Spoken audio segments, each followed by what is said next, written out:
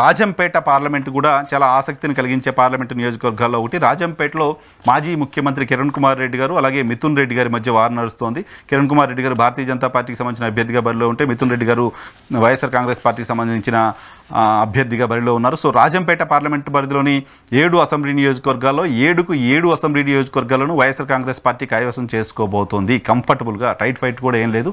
క్లియర్గా 7 అసెంబ్లీ నియోజకవర్గాలను వైఎస్ఆర్ కాంగ్రెస్ పార్టీ గెలవబోతోంది అనేది నాగన్న వేస్తున్న అంచనా. కోడూరు ఇక్కడ గెలవబోతోంది వైసీపీ, మదనపల్లి వైసీపీ గెలవబోతోంది, పీలేరు వైసీపీ గెలవబోతోంది, పొంగనూరు వైసీపీ గెలవబోతుంది, రాజంపేట వైసీపీ గెలవబోతుంది, రాయచోటి వైసీపీ గెలవబోతుంది, తంబలపల్లి వైసీపీ గెలవబోతుంది. నిజానికి పీలేరులోనూ చాలా టఫ్ ఫైట్ ఉంటుందని భావించారు, అలాగే రాజంపేటలోనూ చాలా టఫ్ ఫైట్ ఉంటుందని భావించారు, కోడూరులోనూ చాలా టఫ్ ఫైట్ ఉంటుందని భావించారు. బట్ ఈ 3 స్థానాల్లో కూడా కంఫర్టబుల్గా వైసీపీ గెలవబోతుంది అనేది నాగన్న వేస్తున్న అంచనాగా కనపడుతుంది.